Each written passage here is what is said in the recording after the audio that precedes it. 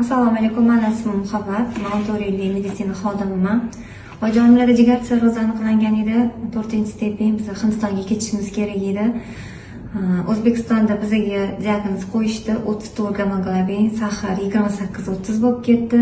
Hindistonga ketish uchun imkonimiz bo'lmadi. Shunda bizga Global Trend firmasi nano balzamlarini tavsiya qilishdi.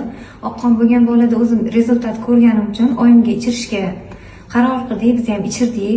Hozir alhamdulillah oyim yaxshilar. Oyimga ichirganimizdan biri zon olib tashaldi. O'zlari ovqat yeyaptilar alhamdulillah. Doktorlarga olib borgan edik, rezultat oldingmi, ko'raylik, natijani bilaylik degan edik, olib bordik. Alhamdulillah hozir natijalar zo'r. Hozir 4-stependan 1-stepenga tushimiz. Nano balzamlarni ichdik, Perfecta Luxlarni ichdik, Power Space'ni ichdik, infeksiyalarni o'ldirar ekan bu. Hozir jigar sirrozidan jigar vastanavit bo'lgan. Ojonim hozir alhamdulillah yaxshilar. Hindistonga bormadik. Hozir o'zlari yurib, o'zlari ovqat yeb, ichib yuribdilar. Immunitetlarini ko'tarishiga immunolyuks berdik. Hozir 34 gamoglobin bilan bansadan chiqib ketgan bo'lsak, hozir 104 gamoglobin bilan alhamdulillah yaxshimiz. Biz hozir hammaga minnatdorchilik bildiramiz, tavsiya qilamiz sizlarga ham balzamlardan ichinglar.